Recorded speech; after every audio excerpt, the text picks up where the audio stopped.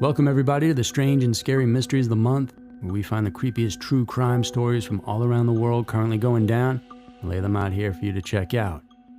Thanks so much for tuning in today. Here are the Strange and Scary Mysteries of the Month for February 2026. Number 5. The Shot. August 6, 2013 was a nice summer night in the small Scranton area borough of Simpson, Pennsylvania.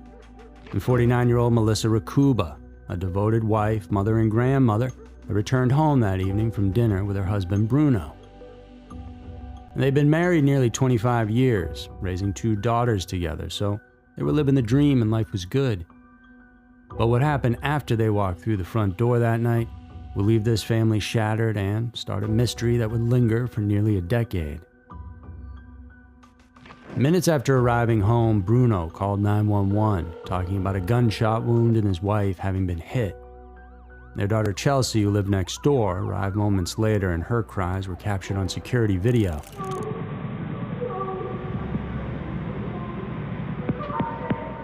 She ran into the house and was confronted by a scene no daughter should have to witness.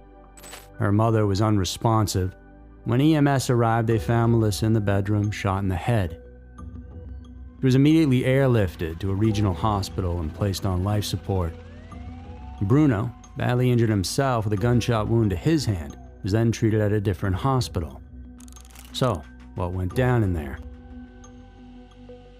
Well, Bruno explained that the shooting was a terrible accident, saying that as they entered the house, he reached for his handgun, which was left on the nightstand because of recent neighborhood break-ins, to put it away safely. According to his account, it discharged by accident, passing through his hand and fatally striking Melissa as she sat nearby on the bed. The next day, Bruno even sat on the mattress, still stained with his wife's blood, and used a toy gun to recreate what he said had happened for police. It all looked like a freak accident, and investigators accepted his story, so there were no immediate charges. The DA at the time who looked at the case said they didn't believe they had enough evidence to prove murder beyond a reasonable doubt, so that was it, at least for now. And 4 days later, Melissa passed away when her family had to make the gut-wrenching decision to take her off life support. In the immediate wake of the sudden tragedy, Melissa's loved ones were focused on comforting Bruno, but as days passed, inconsistencies and odd behavior began to... Melissa's sister, Joanne, noticed that Bruno spent very little time at Melissa's side while she fought for her life at the hospital. He also asked his daughters to help clean up the blood-soaked house and get rid of the dirty mattress. He even donated away her beloved old Rottweiler, something her children say was out of character. And then, within months, Bruno began a relationship with another woman, Tanya Wilczewski, the wife of a friend who had been with them the night of the shooting. And soon after, Tanya was living in the Rakuba home and even cooked Christmas dinner in Melissa's kitchen that very year. And for the family, these were not the actions of a grieving widower, and suspicion began to replace shock. Nearly 7 years later, in 2020, Pennsylvania State Police reopened the case. And detectives didn't just revisit old reports either. They reviewed evidence that had never been examined, home security video and audio from the night of the shooting. And on that tape, previously ignored, the couple was arguing from the moment they got home. Melissa's voice is clear, and she yelled at Bruno, and they cursed. There was yelling, throwing of objects. It was a full-on heated fight. Investigators also uncovered physical evidence that contradicted Bruno's original narrative. Blood splatter on the wall behind his position, not where he claimed to be sitting when the shot was fired. And expert analysis showed that the gun's safeties made an accidental discharge very unlikely. Former Lackawanna County District Attorney Mark Powell later said what was missing in 2013 was absolutely there. Evidence suggesting the shooting was not accidental at all. In June of 2022, nearly 9 years after Melissa's death, a warrant was issued for Bruno's arrest. He was pulled over on his way to work and then taken into custody.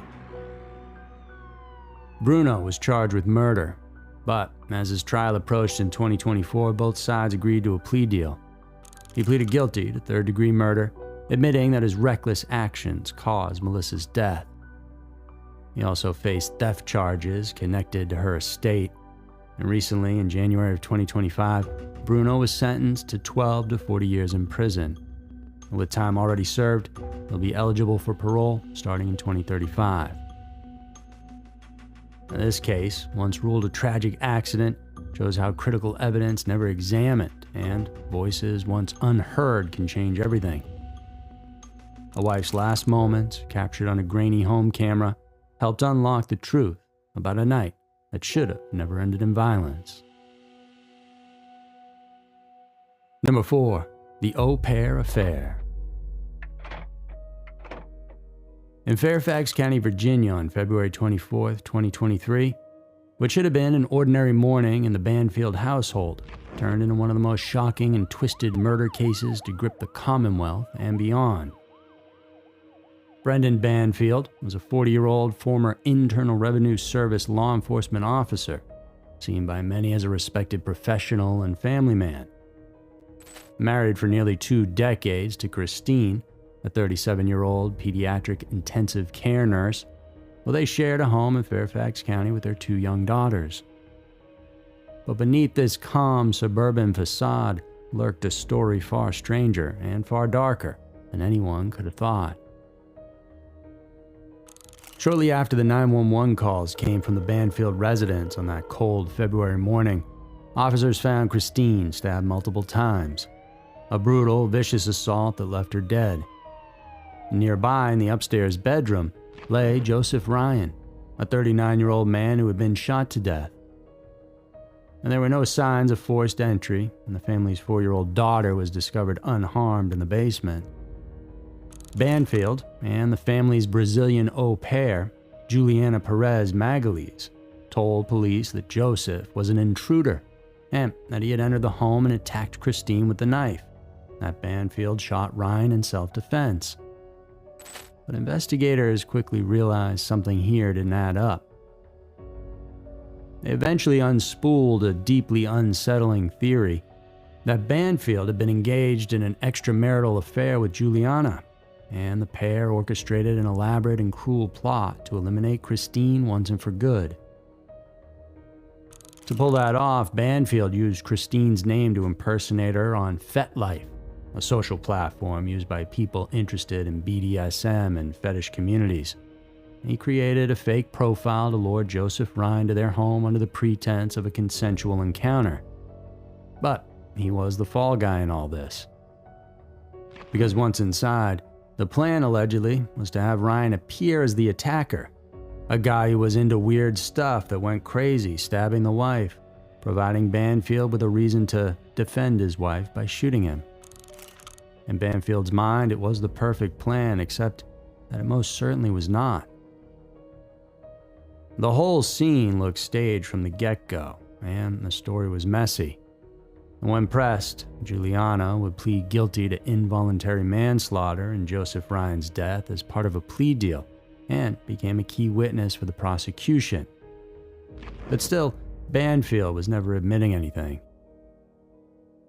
At trial, he took the stand in his own defense, denying that any premeditated scheme existed. He maintained throughout that there had been no plan, though he admitted to the affair with the au pair. His attorneys argued that Magalhães testified against him only to secure a lighter sentence, painting the alleged BDSM murder plot as a fabrication driven by self-interest. In the end, though, prosecutors presented digital evidence of communications and testimonies about how the luring occurred, and bloodstain analysis suggesting the crime scene had been manipulated. And so recently, on February 2nd, after nearly 9 hours of deliberation, a Fairfax County jury found Brendan Banfield guilty on all counts, including multiple aggravated murder charges, firearm offenses, and child endangerment for leaving his young daughter in the home during the killings. He now faces life in prison without the possibility of parole, and his sentencing is scheduled for May 8th, 2026. Number 3. Roblex Sisters. 2 girls on the Treasure Coast are now home safe after deputies say they were abducted in Martin County. In the spring of 2025, 2 sisters from Indiantown, Florida, who were 12 and 15 years old, began what seemed like harmless chats with someone they met on Roblox, a massively popular gaming platform used by millions of children and teens worldwide. And what unfolded over the next several months, however, would become a reminder of how easily trust can be manipulated online and how quickly innocence can be endangered in a world where predators no longer need to even leave their homes. The interactions between the suspect and the sisters began innocently enough back in the summer of 2025 on Roblox, where the girls were playing games and building virtual worlds. At first, the conversations were just friendly, but in time they grew more personal and intense. The suspect eventually moved the chat over to Snapchat, which is the messaging app known for more private communication. Now, people think that because messages disappear there and photos self-delete that it's a safe place to say whatever you want, but in reality that isn't the case. Investigators later found that the communications here contained romantic conversations between the girls and the suspect. To law enforcement, these were classic grooming behaviors: repeated online contact, attempts to build trust, and emotional connection that blurred the line between friendship and manipulation. The suspect in all this, 19-year-old Sir Mulai Say of Omaha, Nebraska, allegedly didn't just chat, he acted on those communications. Sheriff John Budenseek, who was in charge of the investigation, revealed that Lasay left Omaha and drove roughly 1,500 miles across the country, averaging nearly 22 hours straight on the road until he reached Indiantown the next morning. He was definitely a man on a mission. The plan, according to detectives, was for the sisters to meet him at the Big Mound Park that Saturday morning, but fate intervened. Earlier that day, a family member confiscated the girls' cell phones, and they had no idea what was going on in terms of this meetup, and this was a sort of punishment for something unrelated, but it was a decision that would suddenly change everything. Because with their primary phones gone, the girls had to use a family tablet to resume communication with Lasay. Shortly after, they went missing from the home at around 5 p.m. on Saturday, January 31st, 2026. When deputies arrived at the residence around 8 p.m., they searched the girls' devices and laptop. Though the Snapchat app had been deleted, detectives were able to reload it and recover the conversation thread, a continuous digital trail showing the suspect's plan to pick them up and take them out of state. And once it was clear the sisters were missing, law enforcement from Florida, Georgia, and federal agencies launched a coordinated search. Their efforts paid off when the Georgia Highway Patrol located and stopped a vehicle believed to contain the girls. Inside, both sisters were found safe and unharmed, a relief that deputies described as a narrowly avoided tragedy. Lasay was arrested during the traffic stop, now faces multiple criminal charges, including 2 counts of kidnapping. Authorities have indicated that additional charges may be forthcoming as digital evidence continues to be processed. The sheriff's office emphasized that, from what they've seen so far, the suspect engaged in months of grooming, using familiar digital platforms to gain the girls' trust. In many ways, this case illustrates a terrifying reality: that predators no longer lurk in isolated dark alleys. They can appear inside the apps and games millions of children use every day. Roblox, for its part, has publicly stated it has multiple safety systems designed to protect users and monitor harmful interactions. But police and child safety advocates continue to stress that no matter what, technology alone cannot prevent grooming. Number 2, the renewed search for Molly Bish. On June 27th of 2000, 16-year-old Molly Bish said goodbye to her family and headed to work at Commons Pond in Warren, Massachusetts. It was her second summer there as a lifeguard. quiet job in a quiet town where generally there's not too much to worry about. But by midday, Molly was gone. Her towel, first aid kit, and shoes were still there, right next to the lifeguard stand that overlooked the pond. Her car sat nearby undisturbed, which is why within hours Molly became the focus of one of Massachusetts' most haunting unsolved cases. And 3 days before Molly disappeared, several people at the pond noticed something worth mentioning. It was a man sitting in a white sedan, his attention focused on Molly. Witnesses later described him as middle-aged, with dark hair, possibly with a mustache, and looking out of place. One woman said she felt uneasy enough to remember the car and to report it after Molly vanished. Police later released a composite sketch of the man, and for years it became one of the most recognizable images in New England true crime. But despite tips pouring in, this man was never identified, and Molly was never found. And for 3 years, the Bish family lived in agonizing uncertainty. Molly's parents, John and Maggie, held out hope that she still might be alive out there somewhere. Her remains in a wooded area in Palmer, Massachusetts, roughly 5 miles from Commons Pond. Dental records confirmed what the family had feared. The remains were Molly's. Her death was ruled a homicide, but how she died and who was responsible remained unknown. And today, that's currently where the case stands. But it's not for lack of trying. Over the years, investigators have chased thousands of leads. The case drew comparisons to other New England crimes involving young women abducted in public areas in broad daylight by someone confident enough to strike quickly and then disappear. One man, Gary Lee Sampson, a convicted serial killer responsible for murders in New Hampshire and Massachusetts, was investigated extensively. Sampson denied involvement, and authorities ultimately found no evidence tying him to Molly's case. Other persons of interest came and went, and none were charged. Still, the Bish family never stopped pushing. Maggie, in particular, became a public advocate, speaking out, organizing searches, and refusing to let her daughter's name fade away. In 2024, nearly 24 years after Molly vanished, authorities quietly returned to the area near where the remains were found. Using new forensic technology, ground-penetrating radar, and fresh analysis of old evidence, investigators conducted a renewed search of the wooded site in Palmer. And according to law enforcement, the goal wasn't just to re-examine the ground, but to re-examine the case itself. Advances in DNA testing, forensic genealogy, and evidence preservation have cracked decade-old cases across the country before. Detectives now believe that evidence once thought exhausted may still hold answers. While officials have been careful not to overpromise, they've confirmed that the renewed search is tied to new investigative leads, not a publicity gesture.